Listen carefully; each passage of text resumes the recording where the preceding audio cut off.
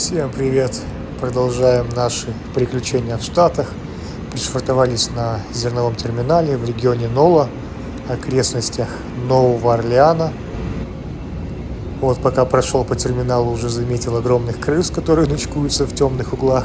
Это неудивительно, терминал не новый, причальная линия на сваях, вокруг много живности. Снял осадки, идем делать драфт. Утро доброе, почти выспались, грузят нас медленно. Начнем утро с кофе, по привычке. Правильнее было бы сначала позавтракать, гастрит не дремлет. Пойдем наружу, осмотрим окрестности. Сегодня облачно, высокий риск выпадения осадков, что не слишком приятно, все же мы грузим зерновые. Школьный автобус, либо работяги. В Штатах у них все просто. Всю ответственность за груз перекладывают на наши плечи, как только он попадает в трюм. Они это прекрасно знают и будут продолжать грузить и в ливень, пока ты их не остановишь. Буксиры трудятся. Партии грузов между терминалами и складами по речке развозятся в основном на баржах. Вон сколько их. Жизнь кипит.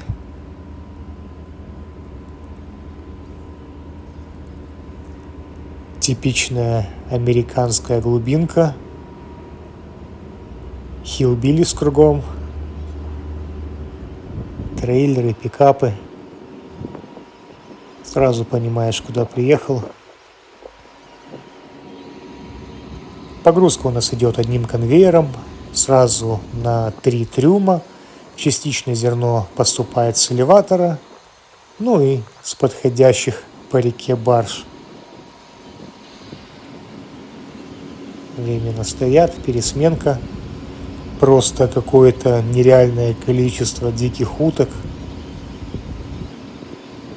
Они сжирают и обсирают все, что видят. Аналог европейских голубей.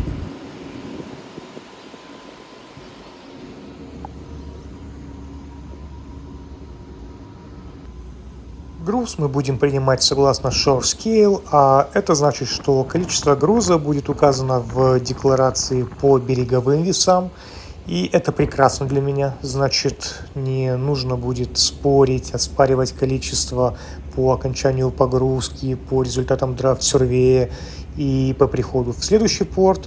Конечно же, мы его сделаем, но больше для себя. Меня больше волнует NCB, это National Cargo Bureau. Зерновые – это опасный груз, который подвержен сыпучести и смещению, что в свою очередь критически влияет на устойчивость судна и безопасность. Ну вот именно и поэтому многие не любят грузить зерновые – это дополнительные хлопоты. Ну, если в 2 словах, для неискушенных основными требованиями является уменьшение кренящего момента груза, ну и недопущение возможного угла крена свыше 12 градусов, в самом худшем из вариантов, когда вся свободная масса зерна сместится на одну сторону. Ну, именно поэтому критически важно требовать заполнения всех пустот в трюме при погрузке от оператора и не оставлять пустых карманов. Также уменьшить Free Surface эффект свободных жидкостей, так как жидкость также смещается в балластных танках при движении и негативно влияет на устойчивость судна. Так что танк должен быть либо полным, либо пустым. Вот все эти моменты и приедет проверять по окончанию погрузки NCB Surveyor. Мы с ним уже встречались перед началом, предварительные расчеты – это одно. А вот как смогут выполнить это на терминале и погрузить нас, это будет совсем другая история. Можете посмотреть предыдущее видео с Эстонией. Там был один очень неприятный и наглядный экземпляр. Как вы планируете и как это потом получается. Ну а пока же ходим, наблюдаем, любуемся закатом. Погрузка у нас идет не спеша. Что мне нравится, так это то, что на судне практически никого нет. Один форман с терминала, который руководит погрузкой, никаких работяг в кавычках, которые спят на палубе, просят есть и гадят на палубу. Эх, как при заходе в более бедные страны. Но все это нивелируется тем, что в любой момент может нагрянуть проверка со стороны Костгарда, да и еще бог весть кто. Тут с этим все строго. Постоянно приходится снимать осадки судна, чтобы немного понимать, сколько и куда погружено, так как с терминала дают нам общее количество груза, погруженного на судно. У них весы на конвейере, поэтому приходится приблизительно раскидывать груз по грузовой программе, а для этого необходимо постоянно совершать вот такие прогулочки. Есть, конечно, на вахте и офицеры, помощники, но если можешь сделать сам, сделай сам. Вот подходят баржи. Зерно еще свеженькое, чистое. Не стал вставлять видеоряд, как его потом покрывают плотным слоем голодные утки, которые потом, не стесняясь, туда же и не буду о грустном. Может, вы кушаете очередную булочку, круассанчик, а я вам тут страсти рассказываю. Но, как говорится, рассказываю как есть, без прикрас, для тех, кто все еще не понимает, как происходят процессы доставки в мире, верят в розовые сказки. При этом во время проверки трюмов нам морочили голову, искали зернышки, остатки предыдущего груза, кусочки ржавчины, а в своем глазу бревна не видят. Вот такие двойные стандарты. Так происходит выгрузка с баржи сразу на конвейер ковшевым ленточным перегружателем, или поправьте меня, как он на русском называется. Ну а дальше сразу в трюм. Забыл рассказать чудесную, в кавычках, особенность терминала. Строился он под небольшие речные суда, как я понимаю. Ну, впоследствии углублен, но так как это неподвижный погрузчик, а по сути башня, нам сейчас придется передвигать судно вдоль причала на метрах 50, чтобы перейти к погрузке следующих по списку трюмов. Радости экипажа нет предела, особенно у тех, кто отстоял ночную вахту. На маневры идут все. Уже подошли буксиры. Как слышите, мастер и лоцман уже на мостике раздают команды.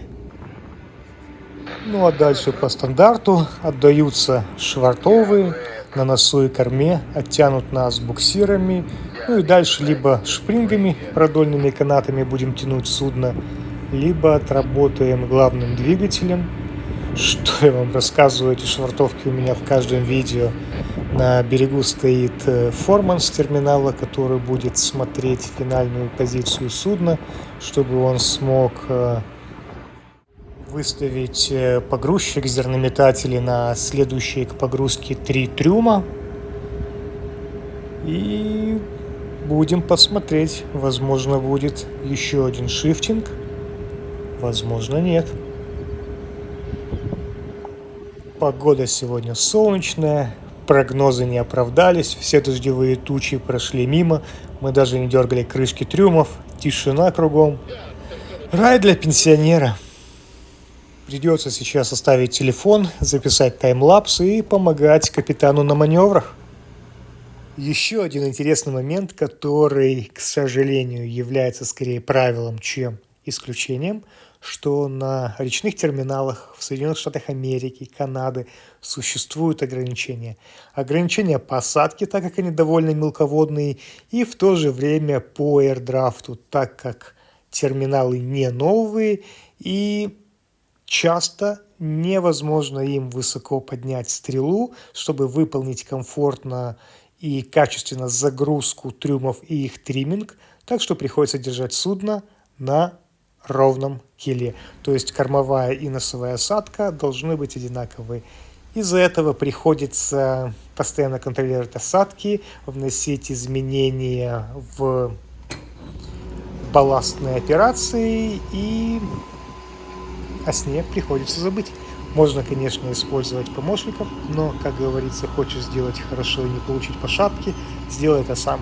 Но самое неприятное, что невозможно хорошо откатать балласт и сделать стриппинг из балластных танков, так как для этого необходим хороший дифферент на корму, а его у нас нет. Вон, кстати, знаменитые утки, о которых я рассказывал, уже облюбовали баржи.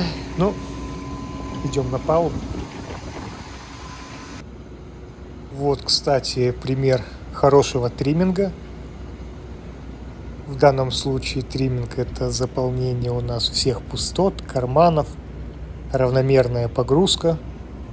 Вот такой трюм NCB Surveyor у нас точно примет. Недолго музыка играла, недолго фраер танцевал. Второй шифтинг за день. Закончили погрузку уже и тримминг 4 трюмов. У нас 3, 4, 5 и 7 уже закончены. Остается дело за малым. Остается 3 трюма. Они уже наполовину загружены. Что-то мне кажется, что сегодня ночью, либо ранним утром мы уже отсюда точно отойдем. Надеюсь, не будет никаких форс-мажоров. Так как у нас существуют ограничения по осадке в порту погрузки и выгрузки, полностью использовать грузовой объем трюмов у нас не получится, и второй с шестым будут со слэком, то есть частично загружены. И на этом этапе погрузки мы выравниваем судно и избавляемся от крена. В диаметральной плоскости мы установили так называемый healing tube. По факту это просто прозрачная гибкая трубка, заполненная водой, с линейками по обеим сторонам судна, по которым мы смотрим уровень жидкости. Думаю, свойства сообщающихся сосудов и жидкости объяснять не нужно. Все мы здесь взрослые. 2 матроса стоят слева и правого борта, говорят, сколько у них там сантиметров по линейке, не думайте глупости. И исходя из этого мы корректируем уже погрузку. Не было несколько часов на элеваторе зерна, замедлились, либо специально оттягивают отход, не знаю. Я тут пару часиков покемарил в каюте. Вот принесли гостинцев с берега. Вкусняшки, витамины, спортпит. Вот, оцените юмор морской. Попросил купить пару футболочек в Walmart, на вахту ходить. Попросил, купили. Из серии Black Lives Matters, Celebrating Black History. Ну, спасибо и на этом. Могли бы и радужных принести, тогда бы совсем неудобно было. Ладно, идем. Ну, вот и закончилась погрузка. Все довольно успешно, без всяких эксцессов. Отходим от причала. Скорее всего, у них не было лоцмана. Все запланировано по часам. Много судов вокруг. Поэтому уже и скорректировали окончание под вечер. Отходим мы ночью. Так что наслаждайтесь таймлапсом. Выходим по реке Миссисипи. Некоторые курсанты и моряки часто спрашивают по поводу более детальной информации, просят побольше образовательных роликов, но, к сожалению, на данный момент канал ориентирован на более широкую аудиторию, больше развлекательно-познавательный, но я могу порекомендовать морской образовательный портал Education Marine, на котором уже собрано довольно много бесплатных курсов не за все деньги мира, обучающих видео. У них также есть интернет-канал, на котором вы можете найти много всего интересного. На все это я оставлю ссылочку в описании. В частности, оставлю ссылку на хороший курс «Что должен знать старший помощник капитана». Он поможет получить промоушен, пройти интервью. Да и сам я довольно много нового из него подчеркнул, забытое вспомнил. Так что рекомендую. Последние мили. Уже подходим к устью.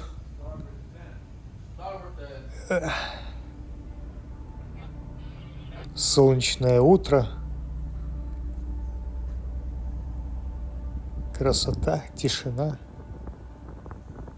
Ребят, если вам понравилось видео, было оно чем-то полезным, еще раз попрошу вас подписаться на канал, оценить, оставить комментарий. Это действительно очень помогает развивать канал, мотивирует продолжать дальше.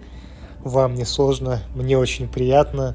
Если нет, напишите, чего бы вам хотелось увидеть. Понимаю, что хочется увидеть побольше и почаще, но, к сожалению, приходится совмещать хобби с работой. И последнее, к сожалению, занимает большую его часть.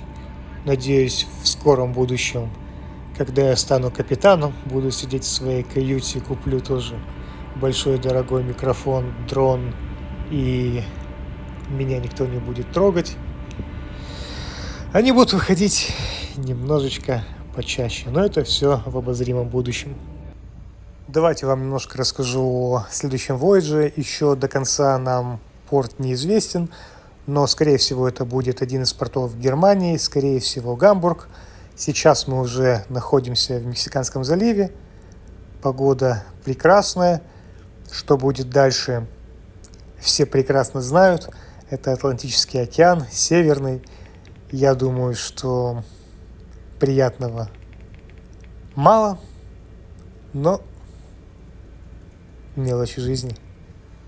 Что мне сейчас действительно важно, это действительно будет это речной терминал, как Гамбург, или, возможно, нет, потому что, как я уже рассказывал до этого, у нас на судне установлена тритмент-система, которая использует принцип электрохлоринации, и для этого нужна соленая вода. Если же мы будем стоять в речном терминале, соответственно, процесса электролиза быть не может априори, так как просто в речной воде нету соли, это натрий, хлор, и для этого нужно будет зайти, конечно же, с морской водой в балластном танке, чтобы она смешивалась с пресной речной.